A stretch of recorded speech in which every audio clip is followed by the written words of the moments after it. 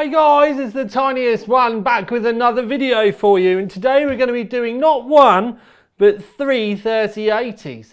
So yesterday we had the reference card launch, and then the day later, because all the NDAs got moved around, we're actually allowed to show you the aftermarket cards or the vendor cards or the AIB cards, whatever you would like to call it. And I have a selection here today from the three main parties. Well, actually probably the three main parties would be incorrect, but anyway, I have the Asus TUF, which comes in at, this model is the Overclock model, so that comes in at $689. Then we have the Gigabyte, and they are calling this the OC edition. This one comes in at $699. And then we have the king of the pack in reality, with both price and the cooler features, which I will show you shortly, which is the MSI Gaming X Trio. And that comes in at 769 of your great British pounds. So I'm going to give you a quick look around all of them. I've got all of the graphs and all of the testing for you, and I'm doing them all in one video because I haven't got time to film three. And in reality, would you have watched all three of them anyway? I don't think so. Time to move on.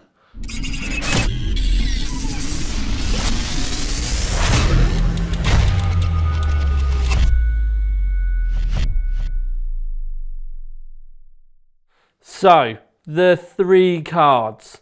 Now, I am going to be able to put them in certain configurations so that you can kind of get a feel for each one of them. For example, they're all pretty much the same width, which is kind of weird. But I'm literally just going to move them around so that you can have a see. But we will have a close-up look at them as well, so that you can get a complete feel for each one of them. And I'm going to start with the, when I stand them all back up again, I'm going to start with the Asus because it was the cheapest of the pack. Now, the Asus metal shroud, aluminium shroud. It's just folded aluminium which has been brushed. And then the only bit of RGB on this, is only here on this little section. I haven't got any B-roll of it lit up or anything like that.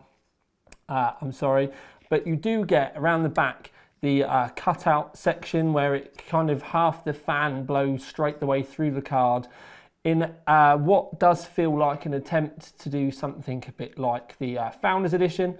There are two 8-pins on here, nice aluminium backplate, 3-fan design, and it's a 2.5 slot. You can see it just hangs over a little bit. But when we say 2.5 slot, none of the 3080s support SLI, and there are a total of 6 heat pipes in there. There we go. And that's your aesthetics. Fairly open, basic looking card. But we do need to remember this is $689, and you can get the vanilla model without the factory overclock on it, which is $649, which meets the MSRP for the NVIDIA reference designs. This is the Gigabyte version. Now, again, you can see that it's, we go this way, a 2.5 slot, almost a 3 slot with the amount of extra plastic, but doesn't particularly matter. I'll tell you something I will do that I had forgotten, is I'm going to tell you the length of the Asus card in total, and it's 300 millimeters. And then I'll tell you straight away with the MSI, sorry, the Gigabyte. The Gigabyte is 320, just over, so I'm going to say 325 to be safe. And then the MSI total length is probably closer to 330 millimeters. Anyway, you can see the backplate on the Gigabyte actually pokes out a little bit, and the cooler does as well. If you follow the line along here, you can see it comes out. So it's a wider card than normal. I'd say there's probably about 15 millimeters of extra width compared to what you would have with a normal PCI slot one. 2 8-pin power connectors along here. I know the lighting's not great, but like I said, I'm trying to rush so I can get these actually done. It's actually 10 PM at night, the night before NDA. You can see we have a blow-through kind of design on this end. Again, very kind of Founders Edition-esque, and it is there, and it's roughly 2/3 of the actual third fan. The RGB on this is pretty much just the logo down the side, so it's not going to light any fires for those of you out there that do like the RGB.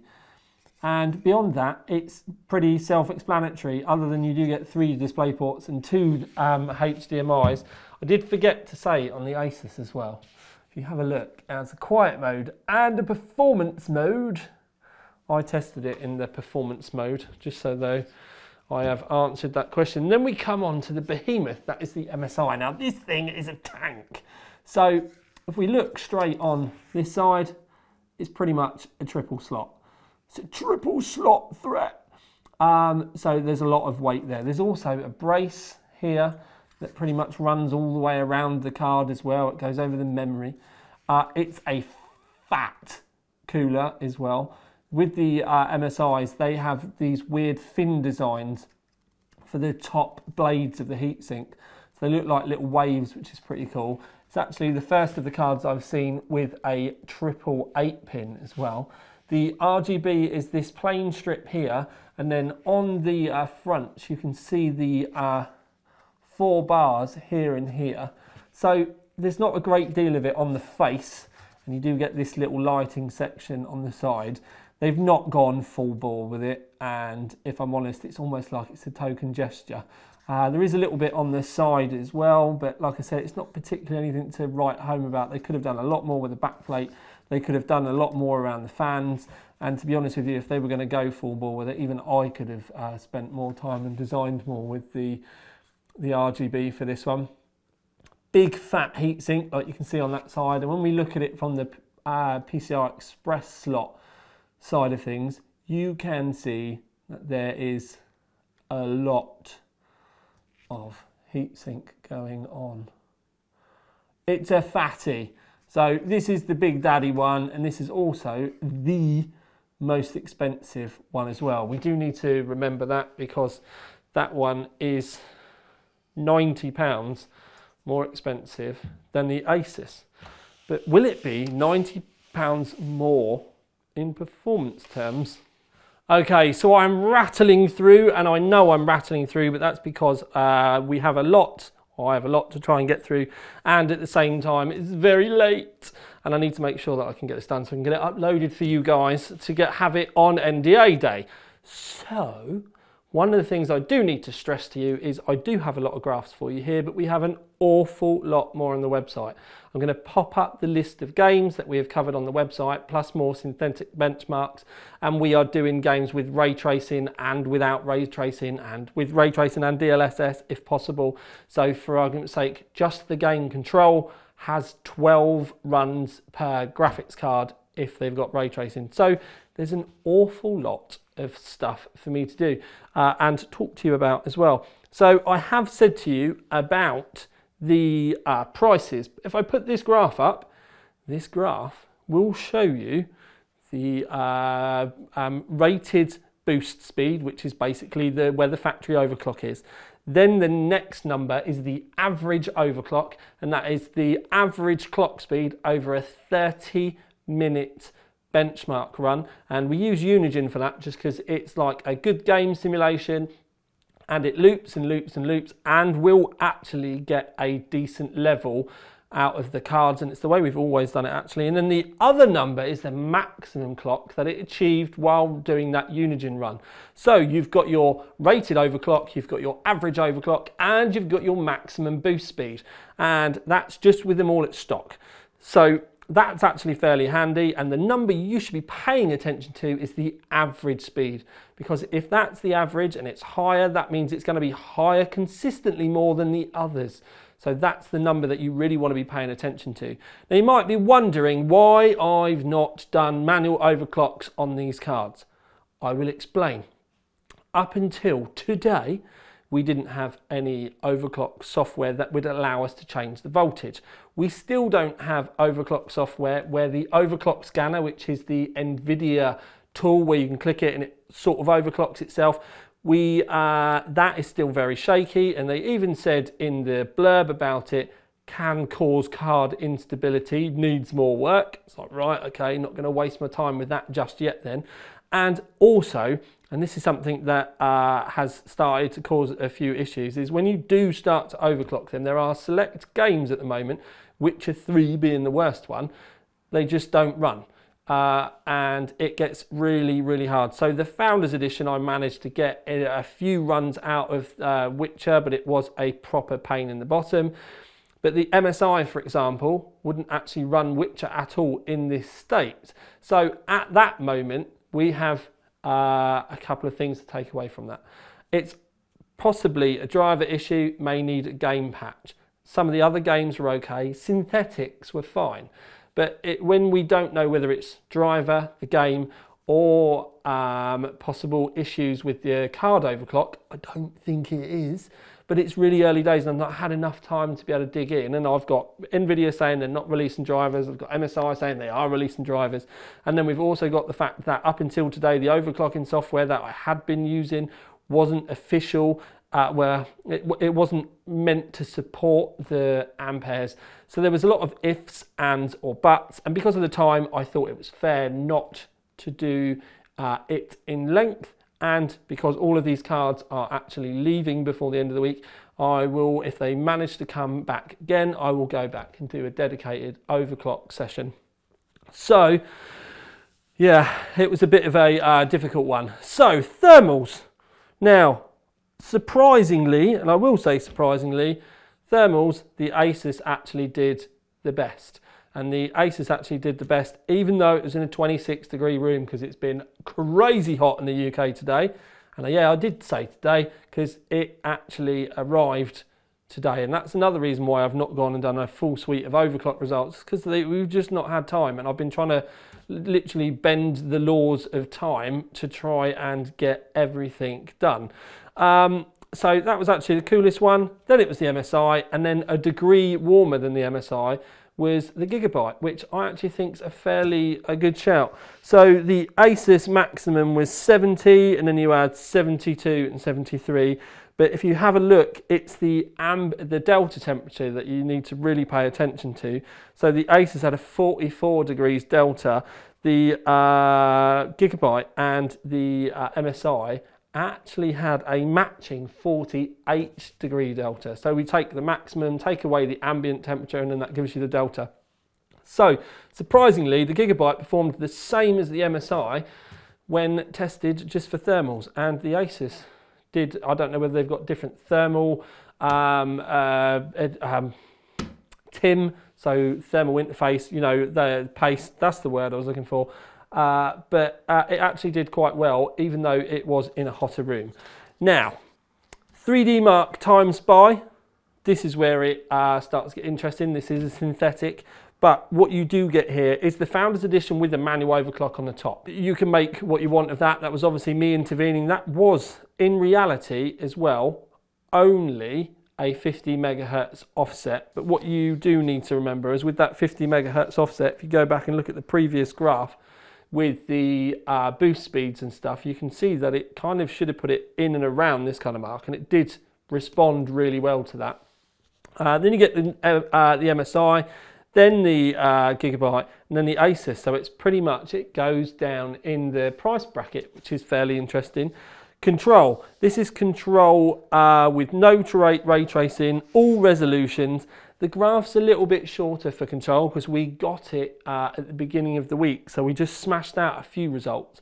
But don't forget, if you want to go and have a look at some of the other stuff, like Metro, for example, with Metro you get a massive graph with all of the resolutions in and all of the cards.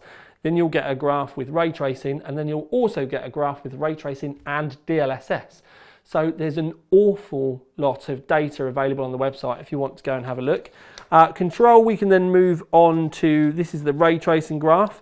This is where I found it quite interesting, in that the Gigabyte then jumped to the top of the graph, pushing past the MSI. But that's with the graph, we've ordered them in 4K results. But if you look at the 1080p results, The MSI just pips it with the faster frame rate. But I think the bulk of you out there, if you're going to be buying something like this, are likely, if you're playing a game like Control, going to be playing in 1440p or 4K anyway, and you're only really going to be using the 1080p screaming stuff for maybe competitive stuff.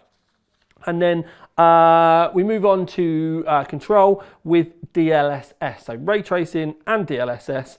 And these are actually the really cool results if you're thinking about buying into this sort of platform, because I would personally be having a look at the fact that we know Control can absolutely annihilate your system, but with ray tracing and DLSS at 4K, they're all almost 60 frames per second. And don't forget that's the average as well. So they will be going above and they will be going a little bit below, but it's something to keep in your mind there. Also to keep in your mind there is at 1440p, you're almost at 100 frames a second, and that in itself is rather nuts. Don't forget, there are many, many more results on the Overclock 3D website if you want to go and take a look. There's loads more games. And in reality, if you're thinking about making a purchase, I would genuinely say it would be worth going and having a look. So, randomly, the cards are actually fairly closely matched. The MSI will pull it out with 1080 stuff, and with the synthetic stuff, it did a little bit better as well. One of the things I will say, but for the extra £70, I didn't think you got £70 worth of performance out of it in reality. The MSI is a big hunky chunky, it's a card that you're going to want to look at through your case window, and if you're not particularly interested in that, then I personally would say out of the three, the Aorus was the surprising one that seemed to do incredibly well.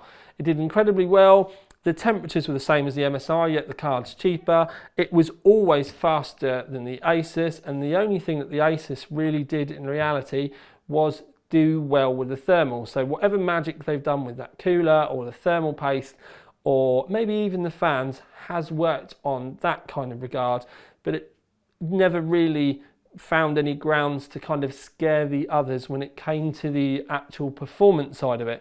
So for less than 700 quid, I know it's a little bit more expensive than the 649 that you can get the Founders for, if you're lucky. Well, actually, no, can you get the Founders for 649? I can't actually remember.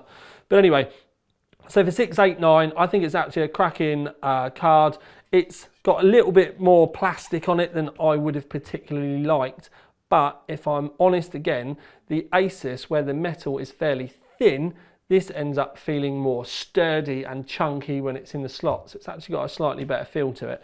But for the overall build quality and just the chunkiness and the aesthetics, the MSI would win out. So in reality, the all-rounder for me out of these three on the day, the Gigabyte Gaming Overclock won through. Asus did well with thermals. MSI looked like a tank and looked like an absolute beast. And the overclock that it had did appear that it should have pulled in front consistently throughout all of the graphs. But in reality, it didn't. And that could have something to do with the fact that the cards will overclock themselves naturally anyway, and they're always scrabbling for those boosts. And that is also where you can see those average clocks starting to kick in, because the Aorus, the Gigabyte, was averaging a higher clock than the MSI. And that is why it managed to, in a few of the games, start to claw some performance back. So, kept it really quick. They're my thoughts. This one would be the one I would choose out of the three in reality, unless it was going to be some big show-off build. But in the grand scheme of things, if you've already got an Asus board, then there's no reason why not to buy the Asus. If you've already got an MSI board, it's the same kind of story. But if you're literally just looking for bang for buck, on the day, it was that one.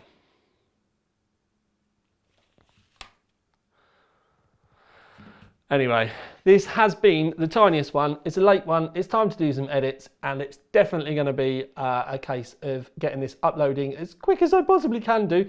But for now, at least, this is the tiniest one out. Ding! Love you, sis.